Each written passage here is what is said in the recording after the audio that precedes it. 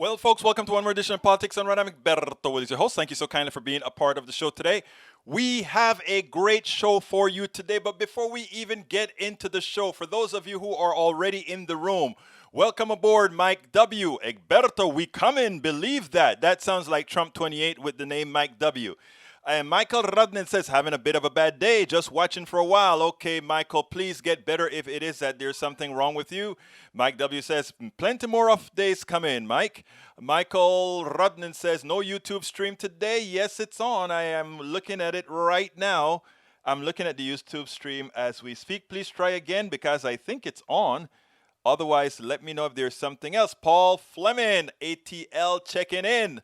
Welcome aboard, Paul. Welcome aboard. Julie Van Asdel. Hi from Lakeville, Minnesota. Egberto Willies. Muchas gracias, hermana. Nanette Bird Smith. She says, presente. That's how we say, in Spanish when we go to meetings and that sort of stuff. We have to say, when they call your name, we say presente, which means we are here. YouTube is up. Michael Rudnin just made it. Bridge MCP thought Bruce Castor was really appealing to what their constituents want. I think Trump is going to ask for his money back. He actually said that Trump lost. He said, in fact, one of the guys, I don't remember the name of the lawyer that's always on MSNBC. He just went ahead and put a tweet out there and said, "Do you think Trump is going to pay this guy?" To which I replied, no, I don't think Trump is going to pay this guy because the guy admitted that Trump lost. Michael Rudnin, Egberto's dad's birthday. First year without... Oh, brother, I'm so sorry. I know the feeling. I went through that. I can really empathize with exactly how you're feeling, sir. We are here for you. Hey, team PDR Posse. Let's hold it out for our brother here online, Michael Rudnin. Today's the anniversary of today's the birthday of his dad, who just died about last few months. Rudnin, you have my feeling. I know what it feels like, brother. I really, really, really know what it feels like. Stay engaged, brother. Stay engaged. We're gonna be okay. We're gonna be okay. Okay. Let me recalibrate here. Okay. We are going to be okay, Rudnin, and we've got your back, Rudnin, and we are family too, brother. We are family too. Let's get busy. Let's get busy. Okay. Today, what are we going to talk about? We have a very important show today. Actually, it's sort of a leftover from yesterday. We had a whole lot of videos, and we didn't have enough time to go through all of them yesterday because, whenever I talk to you guys change the subject, and I enjoy doing that. Eric Hayes, welcome aboard, brother. Welcome aboard, welcome aboard. Okay, today's show is going to be called, wrong screen, but there's the screen. Today's show, let me refresh that to make sure that we get everything right, make sure that all those things are calibrated okay. All right, Republican politicians cannot escape the insurrection by a sect of Trump supporters and their enablers. I am being very careful in the way I talk about these issues because a Republican friend of mine said, Egberto, I just want you to know that, yes, I voted for Trump for the reasons that you know. I disagree with him, but he knows that I disagree with him, and he knows that I know. And he says, but you also know we're not all insurrectionists. You also know we're not all racist. You also know all of that, Egberto. So please make sure when you're talking about this to be cognizant of that. You can still hit us up for the things that we don't stand for, that you disagree with. But do not put all of us with the malice that you give to the insurrectionists, who I give malice to as well. The Republican tells me that. I don't like them, I don't want them, and he clarifies all of that. So for that, I'm really trying to calibrate how I'm speaking, but I want all my Republicans here to know when I'm talking about Republicans in the aggregate in general, I'm not talking about those of you who are conservatives because that's who you are, but that you're not, you're good people. You understand what I'm saying. You understand what I'm saying. So that's the reason I changed my title. It now says Republican politicians cannot escape the insurrection by a sect of Trump supporters and their enablers. Okay, it is simple.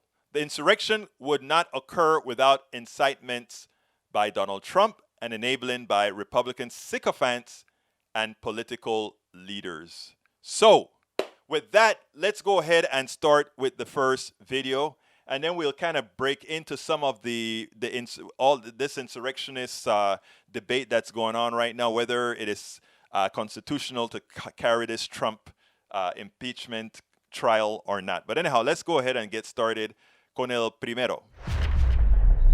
The morning show hosts have been doing better jobs on Sunday. I mean, Stephanopoulos really put this senator from Mississippi, I think, on his toes. Take this out, you know. They don't realize that there's tape out there of you saying something. There's tape out there of you taking a position.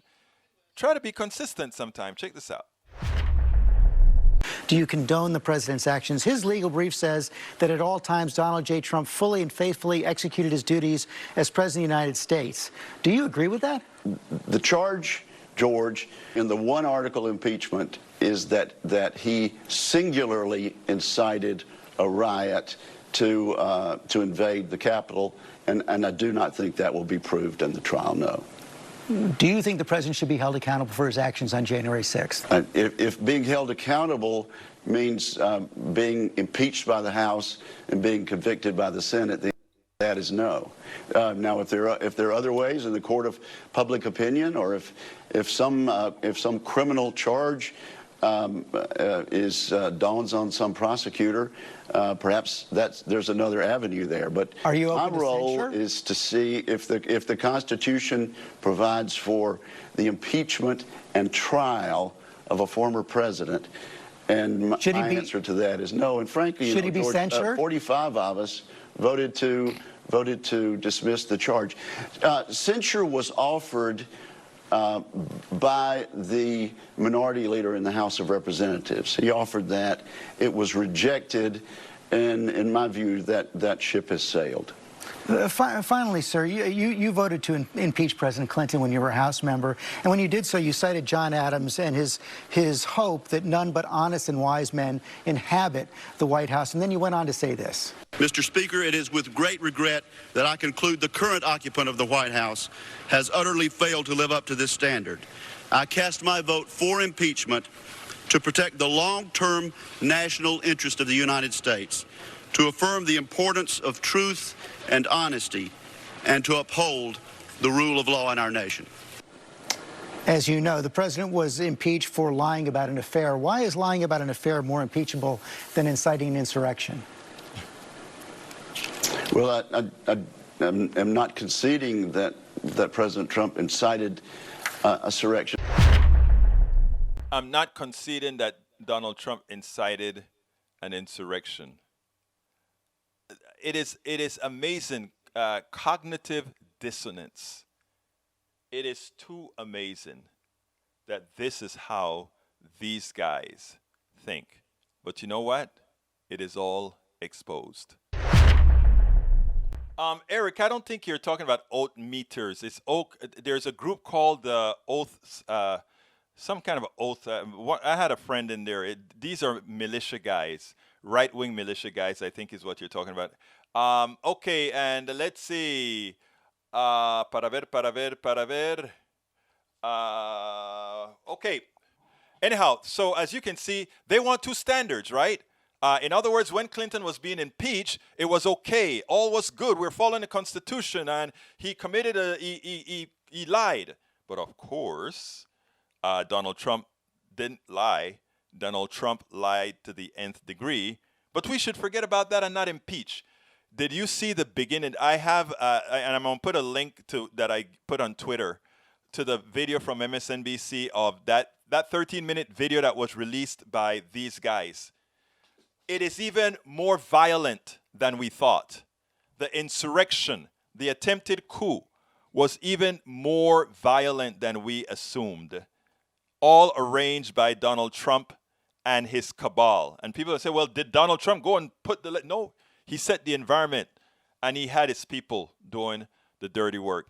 Anyhow, the next video that I want to show you, it turns out that AOC didn't lie. It's about how many of the Republicans go about doing their things to destroy those people trying to tell the truth and to try to tell how devastating the insurrection was. So let's go ahead and do that, and then we'll go to the next one after that. Representative Nancy Mace, Republican of South Carolina. I actually thought she was different. She voted, if I recall correctly, for the impeachment. It seemed like she had a soul. It seemed like it was going okay.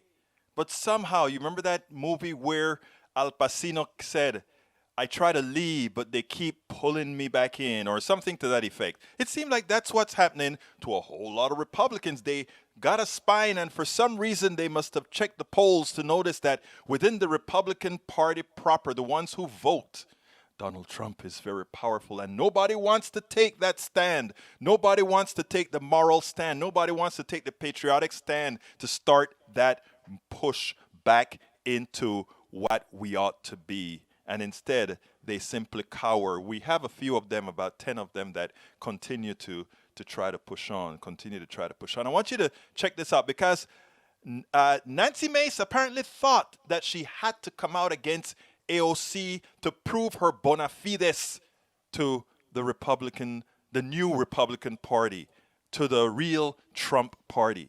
And how did she do that? By claiming AOC's, Alexandria Ocasio-Cortez, account of what happened on Insurrection Day, on the unpatriotic, seditious Insurrection Day by several Republican Trump followers, that somehow she wanted to get back at AOC because AOC exaggerated, AOC lied. Well, you know who turned out to be the liar? Check this out.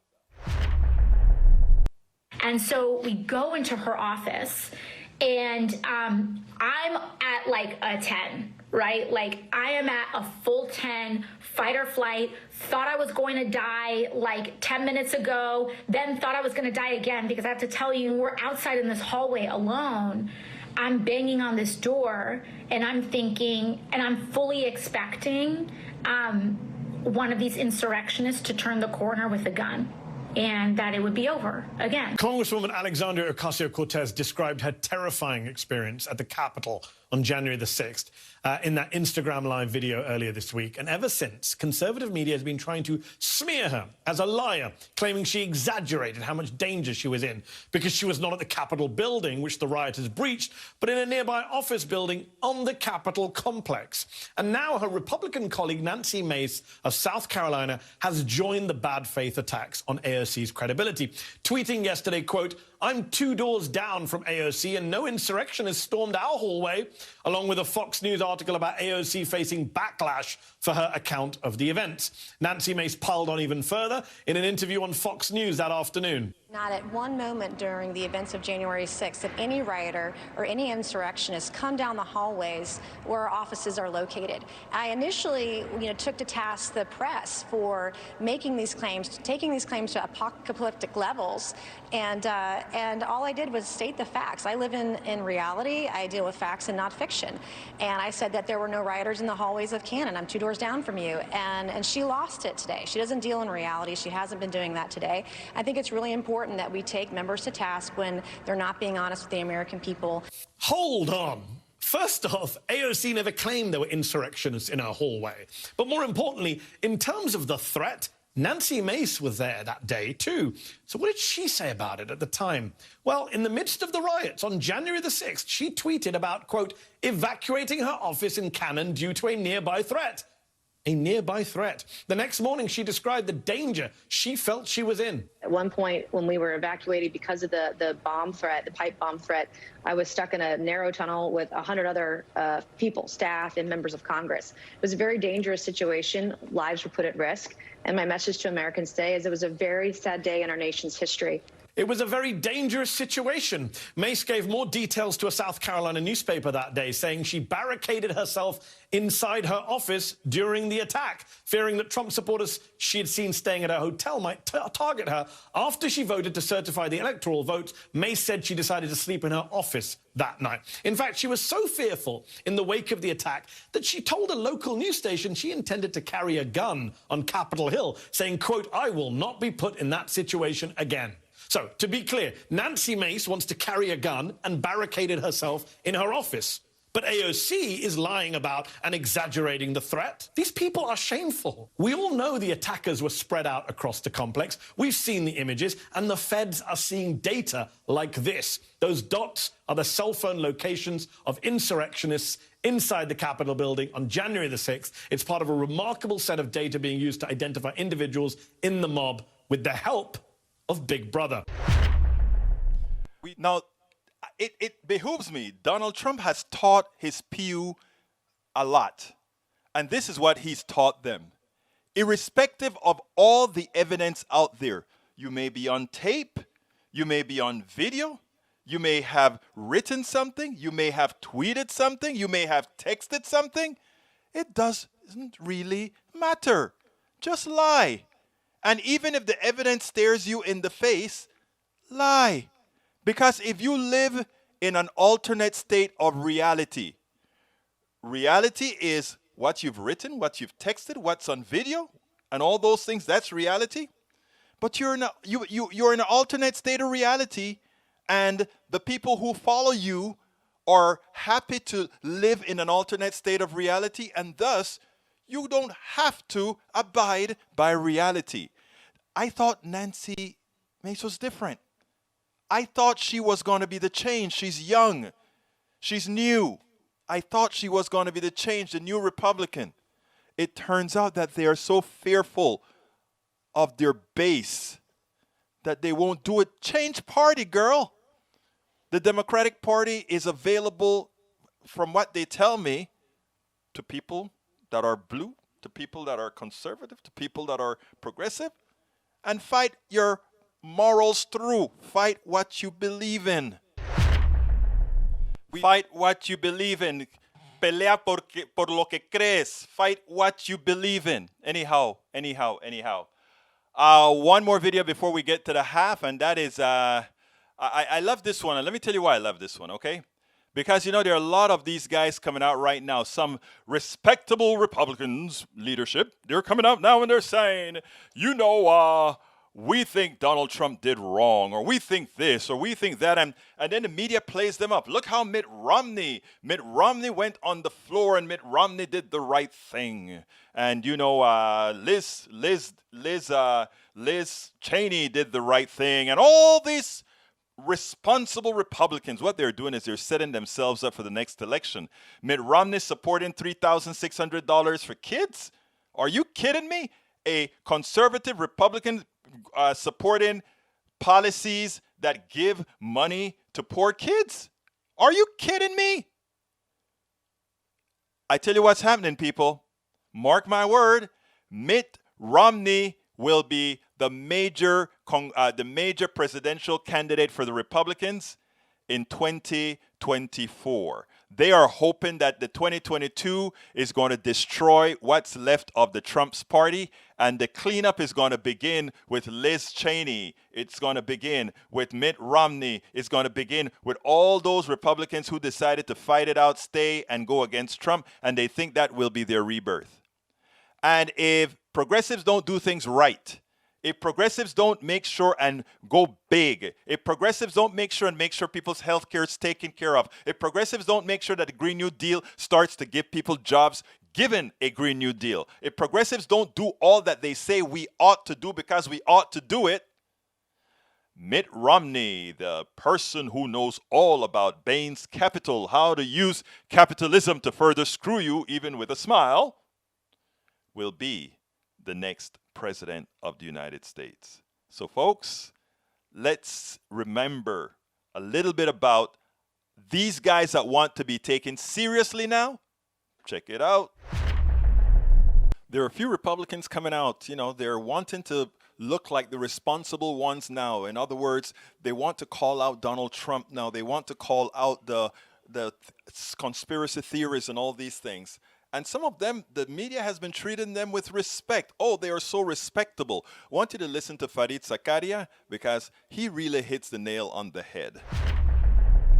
We're all wondering how the Republican Party, the party of Abraham Lincoln, got to the point that it has an elected member of Congress, Marjorie Taylor Greene, who has suggested Nancy Pelosi could be executed for treason, cast doubt on the events of 9/11, and speculated that a Jewish cabal used lasers to start California's wildfires.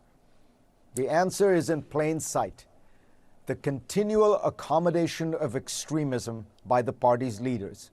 This week, the Republican Congressional Caucus declined to censure Green in any way. House Minority Leader Kevin McCarthy pretended not to even know what QAnon was.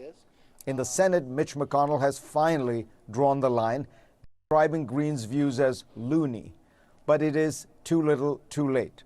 The party has been encouraging loony views for years. Today, we rightly applaud Mitt Romney for his political courage. But it's worth recalling that when he was running for president in 2012, he craved Donald Trump's endorsement. When he got it, he gushed. There are some things that you just can't imagine happening in your life. Later that year, Romney tacitly endorsed Trump's most noxious lie, birtherism. No one's ever asked to see my birth certificate. They know that this is the place that we were born and raised. So if you ever doubt that this was really the entire malfeasance that is the Republican Party was all designed not just by the loonies, as Mitch McConnell would say, but supported by every single Republican out there at some time. If any one of them had called it out, if anyone had made a stance then, there would have been no insurrection. There would not be much of the negative things that we're seeing. Absolutely. So, Bridge MCP, his father was from, I think his father was a missionary in Mexico, and I think his father was born in Mexico. And that was the reason why when I think his father ran for president, there was some issues there. But remember, this is the funny thing about birtherism, and I blame a lot of the media for this, and I blame all the people who should know. You are an American citizen if your mother is American. Okay, period, punto final. So if you were born in Panama and your mother was an American and you went to the embassy, you'll be a natural born American citizen. If you're born in Nairobi and your mother was an American, you are considered a natural born American citizen. If you are in Kenya, the place that they always accuse Obama, he's from Kenya, and your mother is an American, you are a natural born citizen. So when birtherism came about and they wondered whether President Obama was born in Hawaii, or was he born in Indonesia, or was he born in Kenya, the point was always moot.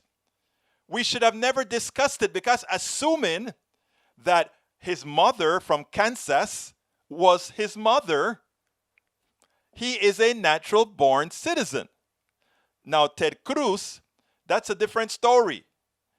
Ted Cruz was born, if I'm not mistaken, I think he was born in Canada. Correct me if I'm wrong, guys. Guys, look this up.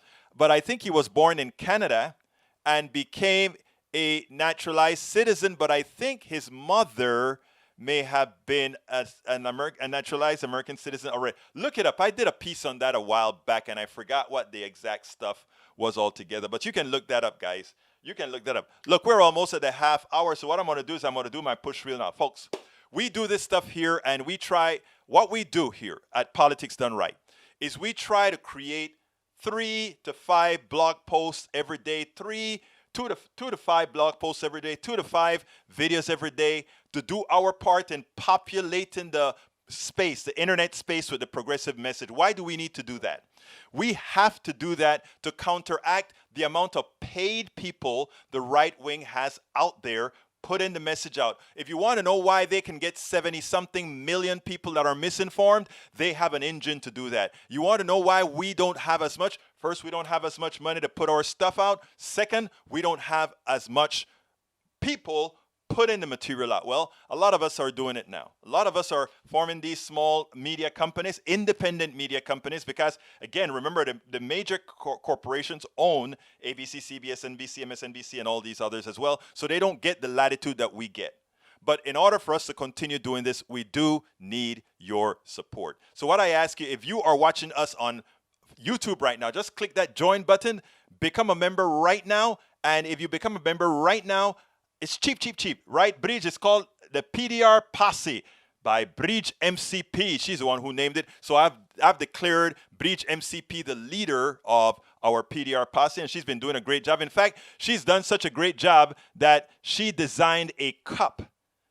That cup there, designed by Breach MCP. She sent me the design, and we went and put it out. And guess who told me? We just put that out. And guess who told me? I just got my cup. I just got my cup.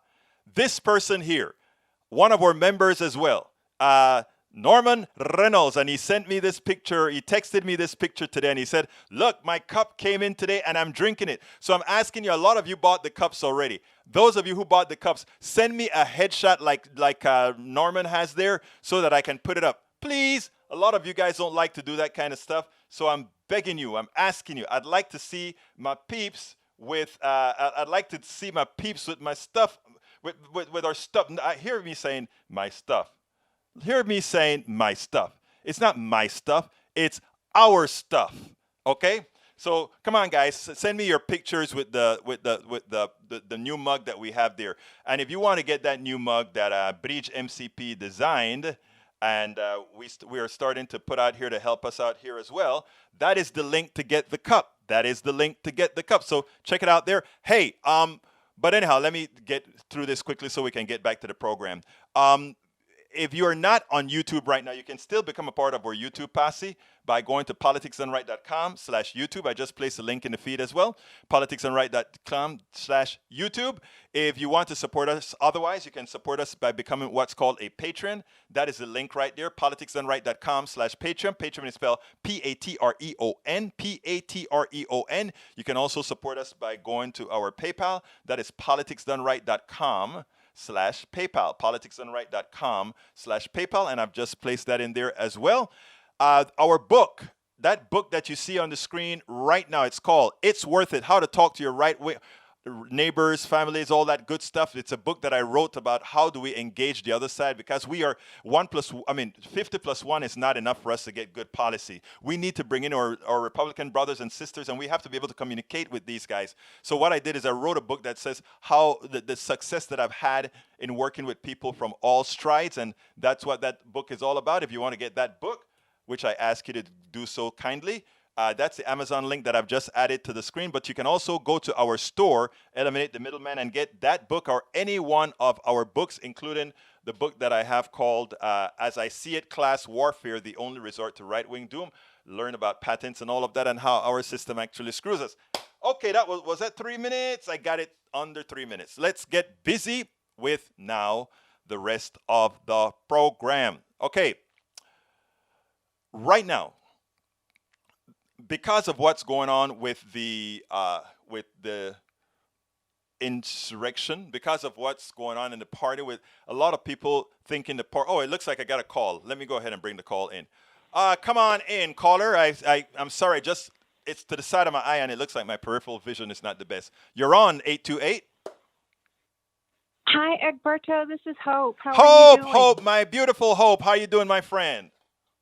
I'm doing great. Are you catching any of the impeachment trial? You know something, Hope? I watched it from the beginning, and I'm going to tell you something, and I don't know how you feel about this, but I thought I had seen all the videos, but the way they put that thing together with the videos and the outtakes, etc., it was piercing, and it actually had a physical effect on me when I watched it. I don't know about you, but it had a physical effect on me. Incredible. But I'm telling you, the distinguished congressman from the 2nd District of the great state of Colorado did not disappoint. My God, was he on point or what? Joe Neguse, brilliance personified, in my opinion. But you know what was even greater about it to me, Hope, is, you know that the guy is very, very, he knows his law very, very well. But he brought it down to a level that I could understand. Yeah. Very graphic and very eloquent. Exactly. Yeah. Exactly. Yeah. So what's your thoughts so far? So I'm just thinking that the guys that are trying to defend Trump are from a Ron Howard 1960s movie about astronauts. And I say broom them and bring Amanda Gorman to the floor immediately. Oh my you know, God. to just kind of set the whole tone, because she's the hero. I don't know if you've seen the cover of Time magazine, but if you haven't, go check that out. I haven't seen it, but yeah, I wrote a couple of blog posts about her, you know, because I mean, you know, she had a speech impediment, and I hadn't known about the speech impediment after I saw the tape that she did on the inauguration day. But my God, I've listened to a lot of her older stuff, and it's amazing what this girl writes. It's amazing. Yeah, she's incredible. Yes. She's incredible. But anyway, I'm gonna jump off. I just was hoping that you had seen Congressman Joe Negus's opening, because I really thought that was incredible. It was top notch. Thank you, Hope. Keep listening. Look, we're going to get this stuff done. Okay, my friend. All righty. Take care now. Bye-bye. All right, guys. That was Hope. She's written a couple of blogs for Politics and Right on the EgbertoWillies.com site. She's great. How you guys are doing? Anyhow, the last clip we showed, the clip that I want to show right now is what's happening to the Republican Party. And the thing about, well, I have a lot to say in there, so I'm going to just leave it for the piece to say. Check this out. I want to be extraordinarily honest. I want more than one party. I want there to be several parties. In fact, I think a duopoly is likely just a bit better than a monopoly of parties. In other words, I want a Democratic Party, I want a Republican Party, I want a Progressive Party, I want a Libertarian Party, I want a Green Party. I want all these parties having equal access to the platform, equal access to the Senate, equal access to all the houses of Congress and around the country. Because I think that's how you get the best ideas. I think my ideas are great. You think your ideas are great. Let's put them together and see what we can take the greatness out of each of them and come out with something better. But we got to start somewhere. And the problem in America right now is we are not leading on to several parties. What we're doing is having a decline in parties, actually in both parties. But of course, it's more drastic in the Republican Party. If you look at the Democratic Party with the progressives and the centrists, I think they really belong in two different parties. I think I belong in a party that's a progressive party, but the machination, the instrumentation, the logistic isn't there built in for that. And that is what we should be striving for, a multi-party system where it forces then everybody to build alliances of every kind. But anyhow,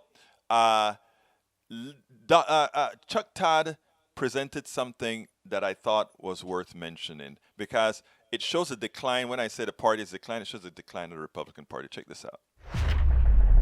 In the week since the January insurrection at the Capitol, there have been a raft of stories about voters across the country leaving the Republican Party. And that's led to questions about whether the party itself is shrinking nationally. Look, we don't know that for sure, but we do have a sense in a few battleground states. Let's just take a look. Just in January, close to 8,000 Republicans in North Carolina left the party. In Arizona, 9,000 left the party. And check this out. More than 12,000 Republicans in Pennsylvania, all in only a month, have left the party. But it's more than just January 6th. This trend has been a long time in the making, and it is part of a bigger political realignment. We took some data from our NBC News poll from 2010 and 2020 to look at the profiles of the two major parties over that decade time period. Since 2010, you'll see this not being a surprise, the percentage of self-identified Democrats without a college degree has declined by 7 points, while the percentage of those with a college degree has grown by 6 points. On the other side of the aisle, it's essentially a story in reverse. The percentage without education beyond high school has climbed by 7 points, despite the fact that there are fewer of those actual voters in total now than there were in 2010. And the percentage with at least a college degree among Republicans has declined by 5 points. And we see changes in the gender gap as well. Democrats have long been a party where women outnumber men, but the difference has grown. Check this out. In the last decade, self-identified Democrats have gone from 58% female, 42% male in 2010, double-digit difference, To look at this, 61% of the party is now female, and only 39% is male in 2020. And self-identified Republicans, which were once evenly split between the two genders in 2010, they've become decidedly more male. In fact, in 2020, the self-identified Republicans were 46% female versus 54% male. And remember, there are more women than men overall. So together, all these shifts mean Republicans are facing a challenge. The more the party becomes the party of Trump, the more it draws from a shrinking population of people without a college degree and men instead of women. In other words, it's grabbing a larger share of a smaller pie. Interestingly, we take a look at Steve Schmidt, one of the strategists, the Republican strategists, that simply had to bolt from the party because he realizes that there was only one party in America right now that stood for democracy. But the truth is, Steve Schmidt, great guy, but very conservative. He's not a good fit for the Democratic Party in as much as he is now a part of the Democratic Party. And people say, oh, we have a big tent. Yes, you have a big tent. But what happens with a big tent is you still have everybody coalescing onto something that doesn't necessarily make the most sense. So I could see Steve Schmidt in a real conservative party with conservative ideas.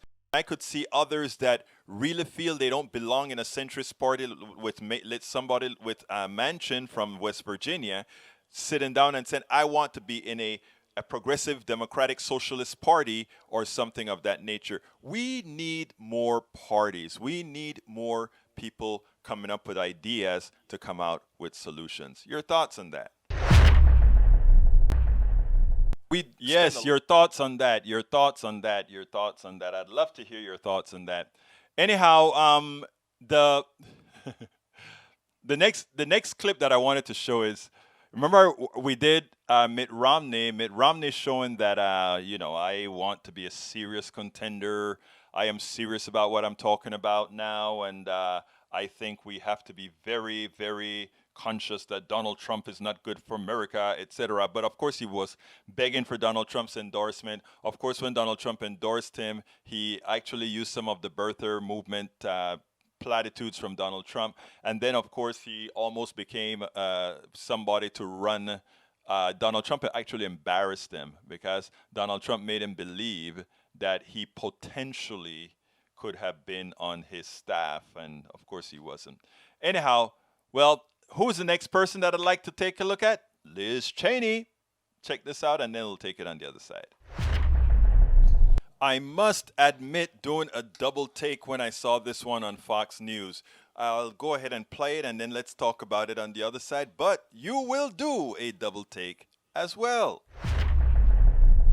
The single greatest threat to our republic is a president who would put his own self-interest above the Constitution, above the national interest.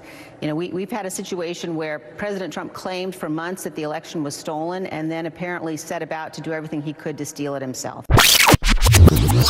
We've had a situation where President Trump claimed for months that the election was stolen and then apparently set about to do everything he could to steal it himself.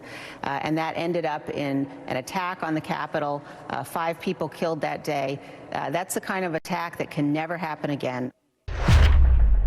I am in 100% agreement with Liz Cheney.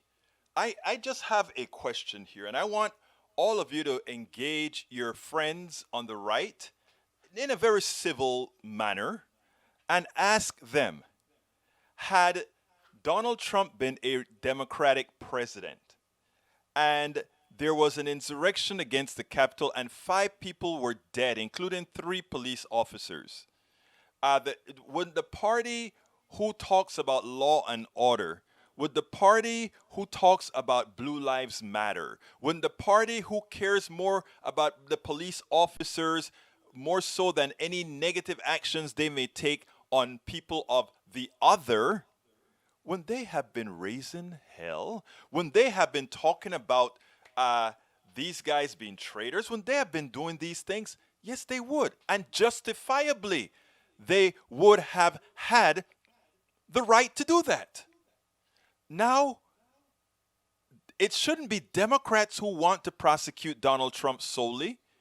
It should be every patriotic American irrespective of ideology, irrespective of party, irrespective of everything. My question is, why is that not the case? And my second question is, why don't we, or why aren't we rubbing it in as deep as possible? In other words, how can you support the killing of police officers? How can you support the attempt at a coup? How can you support an undemocratic action by a president and by those who support him? So please, let's stay engaged and let's keep the fire burning under this issue, because this is not a partisan issue. This is an issue of existential threat to the United States of America. Existential threat to the United States of America. Let me go ahead and play the last video so that I can get into kind of scrolling through and saluting all my great people that are here. So here's the last video. This is a must-see on GPS. Fareed Zakaria did a perfect analysis of how the GOP became what it is today. Check this out, and then we'll take it on the other side. The real big lie at the heart of the modern Republican Party, though, is about public policy, not conspiracy theories. Since the 1930s, Republicans promised their voters the repeal of FDR's New Deal. When the next Republican president, Dwight Eisenhower, did nothing of the sort, the modern conservative movement emerged, furiously branding Ike a traitor. When LBJ enacted the Great Society, conservatives pledged that once elected, they would tear it all down, and never did. Ronald Reagan launched his political career by denouncing Medicare as a direct path to socialism. If passed, he famously warned, "You and I are going to spend our sunset years telling our children and our children's children what it once was like in America when men were free." Of course, as president for 8 years, Reagan left Medicare largely intact and actually ended up expanding the program. In the early 1990s, House Leader Newt Gingrich doubled down on a rhetoric of radicalism and extremism, revolution, and described political opponents as the embodiment of evil, who win only because they lie and cheat. Ted Cruz follows the same strategy today still. His 2016 platform included promises to repeal Obamacare, abolish the IRS, and balance the budget, plans that he knew could never get enacted. But they were just the right red meat for the base. He treats his supporters like cannon fodder, whipping them into hysteria and sending them into battle. The Republican Party endlessly crowed about repealing and replacing Obamacare, only to come to power without any viable plan, and then quickly accommodated itself to the reality it had vowed to overturn. This entire decades-long strategy has led millions of Republicans to feel cheated and lied to by their leaders, creating an atmosphere of paranoia and suspicion toward anyone who is not utterly extreme. It also feeds the notion that true conservatism fails because of some kind of treason, betrayal, or collusion. It is a short and direct line from the tactics of Newt Gingrich to the January 6th Capitol riot. If you're looking for an alternative path for a conservative leader, one who even knows how to appeal to populist and nationalist sentiment, look at British Prime Minister Boris Johnson. Johnson, who initially and badly bungled COVID-19, is tackling the pandemic with much greater seriousness. He has been slowly but surely reshaping his party to make it more compatible with modern-day Britain. His cabinet is remarkably diverse, with 2 of the 3 most powerful positions filled by Asian Britons. Describing his plans for big spending during the pandemic and after, Johnson admits, "It sounds like a New Deal. And all I can say is, if that is so, then that is how it's meant to sound and how it's meant to be. Because that is what the times demand. A government that is powerful and determined and that puts its arms around people at a time of crisis. We will build, build, build. Build back better, build back greener, build back faster." If Republicans are searching for a conservatism that can work in the modern era, they should first stop lying to their own voters. Then they could look to examples like Britain to bring their party into the world of facts and reality. That was great. Now, I differ with Fareed Zakaria with one thing. He makes it seem as if the lie that they tell the American people is that they're going to repeal something that they won't. I think it's deeper than that. The lie that they tell the American people is that government doesn't work, The lie that they tell the American people is that progressive policies that Americans really need, and actually that Americans say they want, is somehow detrimental to the economic system or create some sort of a communist government. That is the real lie. Not that they are going to repeal policy. They know that they can't repeal policy because when Americans see the reality of the repealing of those processes, those policies, they would react and not react very well. So instead, they pump them up with lies. And when the lies don't materialize, they have to create conspiracy stories. And that's what we get. However, we look at Boris Johnson in Britain, and he acknowledges what all progressives know, and he does it without saying it. Build back better. Build back greener. Have a powerful government that can hug its population when they are in need. He is describing what it is to be a progressive. Forget about the other issues about what he thinks of internationally. Forget about the other issues about what he thinks ideologically.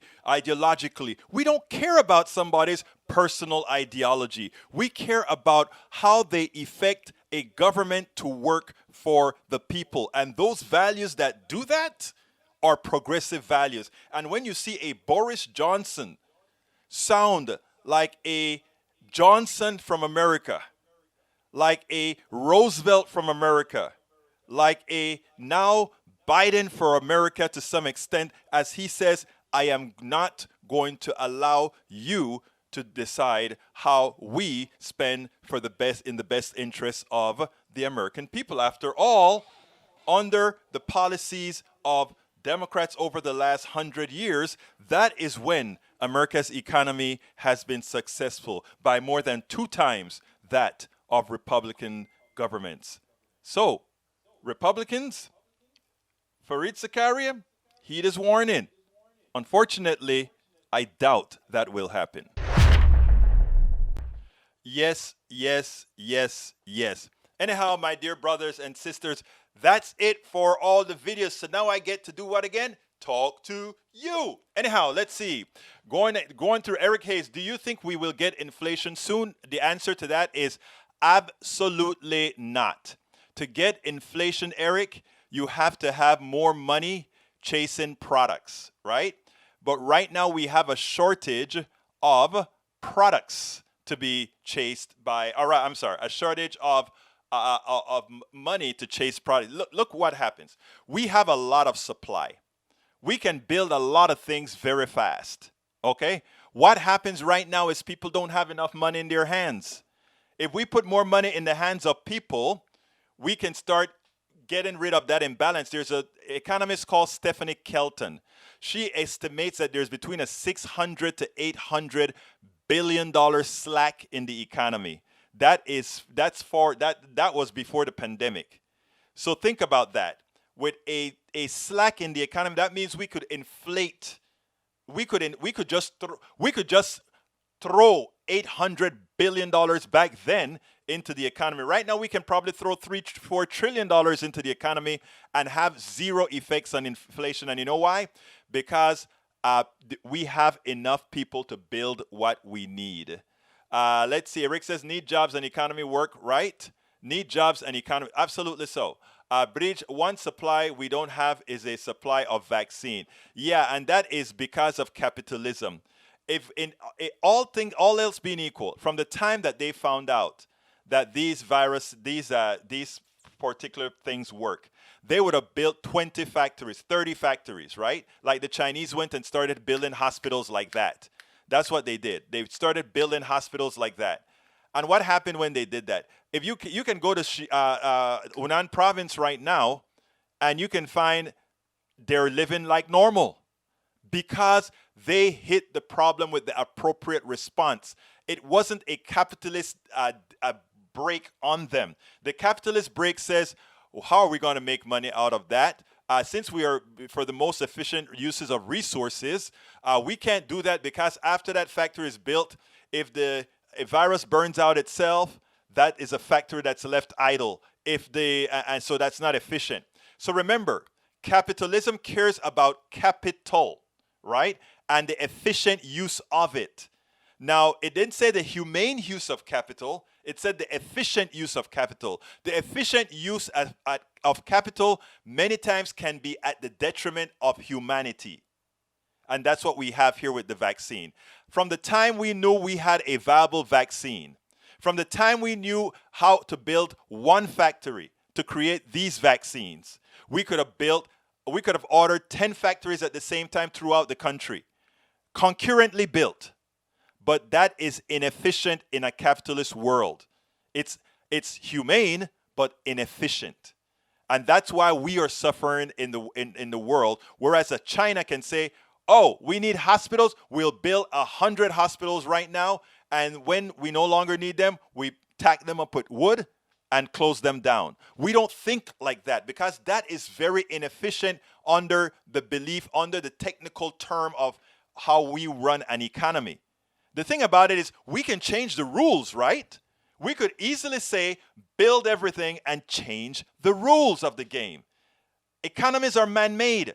And notice I said man-made. If it were if I added woman-made, it would have been a lot better because they would see the humanity that needed to be a part of capitalism. In other words, humanity first and every business and everything around humanity. But that's not how we think. That's not how we think. Think about it. When you say, I want to give a tax cut, how is that going to affect business? I want to give a pay raise so people don't live below the poverty line. But how is that going to affect business? That is how we think. We've learned to think like that from we were young, and it's inculcated in our minds. And until we get around that way of thinking, where we start thinking humanity first, we are constantly pandemics will be a dime a dozen. And the reason why is because, okay, the Trump administration ordered 100 million doses of enough for 50 million people from the U.S. multinational, but passing up the opportunity to buy a second batch. Yeah, but the truth of the matter is they should have, from the time they had a drug, they should have started building stuff. But they didn't. They didn't. Again, all right, let me continue. Welcome aboard, Bridge MCP, Julie Van Hostel. Welcome aboard, Tank 28. High Coop 33. High Coop 33. Republicans negotiate for less than vote against the bill anyway. Eggs, you hit the nail on the head. That's why I told you he better not be negotiating. Let's see. Eric says, what about getting them to old people first? That is not actually going on. Yeah, actually, old people are getting it first. It is going on. Actually, that is happening. When you see a lot of young people get it, it's because it's sometimes leftovers. But no, it is. Look, the distribution is going fine in a lot of places. Where there are problems, there are problems. I signed up. I don't know when I'm going to get mine, but, anyhow. Mark Smith, welcome aboard. I think you're from England. Eric Hayes, welcome aboard.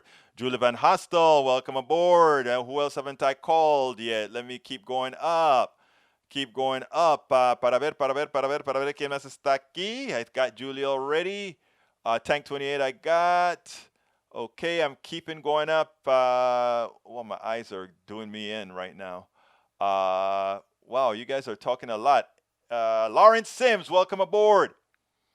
I think I saw Paul as well, right? Para ver, going up. I've got to get all my people in. All of you are my peeps, so I got to. Hey, by the way, don't worry. Tank 28 loves you, okay? Don't believe that because Tank 28 gives us a hard time, he doesn't love us, man. The guy's here every day. Does that tell you something? We're a family. He may be the prodigal son, but he's my son.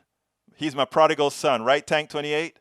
Okay, let's keep going. Pelosi number one fan. I like the way you spell number. Pelosi number one fan. I love that one. Good one. Who's that? Give me your real name someday. Okay, let's see who else am I missing. ¿Quién más estoy? Paul Fleming, welcome aboard. Who else hasn't been called out yet? Nanette Bird Smith, welcome aboard. Who am I missing? Kelix Emmanuel Rollier, welcome aboard. Michael Rudnin, welcome aboard. Mike W., welcome aboard. Let's see. I think I got everybody. If I'm missing you, please send me a message, and when I go back to the bottom, I'll be able to call you out. All right, I think I'm close to the top. I think I made it to the top. I think I made it to the top. Now I'm going back to the bottom, see if anybody else that I didn't call signed in. Eric Hayes, my 83-year-old mother will get her second dose on Moderna vaccine on the 11th. She's in Arkansas. No, she's in Alaska. Minnesota is way behind because Trump hates our governor and shorted us our supply. That is so sad. $5 trillion in spending this for how much will be in America for people? Wait, let's see. $5 trillion in spending this for how much will be in America for people to vote? When you see $5 trillion spent, it's not really $5 trillion spent. That's not how budget works on the government side. Government has unlimited spending money, and government never, ever, ever has to pay back anything. They can just live on paying interest. Look, people don't understand that when you have a sovereign currency, hey, Roberto, mi hermano favorito, when you have a sovereign currency, you can spend as much as you like. And like I said before, as long as you have enough product to service the amount of dollars in circulation, there is no inflation. As soon as you start to get inflation, you take the dollars out of circulation. And there are many ways to take dollars out of circulation, increasing the interest rate, increasing the demand deposit, and a lot of these other things. Debt by the government is very, very different than debt by a person. Please, Eric, again, the problem is we didn't learn these things in high school as we should. We learned this back in Panama. I learned about demand deposit and the control of the rate. If you want to know what's the most dangerous part of our economy, it is the stock market. The stock market has zero correlations. Well, not zero correlation. It has no real correlation with reality. It's a casino. It's a legalized casino. If there's anything to be worried about, that is what we should be worried about. I didn't realize I went over. Egberto, 100% authentic and truly loves todo el gente. Tú sabes que así es la vaina. Me gusta toda mi gente y todos ustedes son mi gente. Ok, y mira, estaré en Univisión hablando en español, creo que va a ser el sábado, así que hago la grabación, creo que va a ser el jueves, así que no sé si voy a estar en vivo aquí el jueves, pero estaré en Univisión, Canal 45. All right.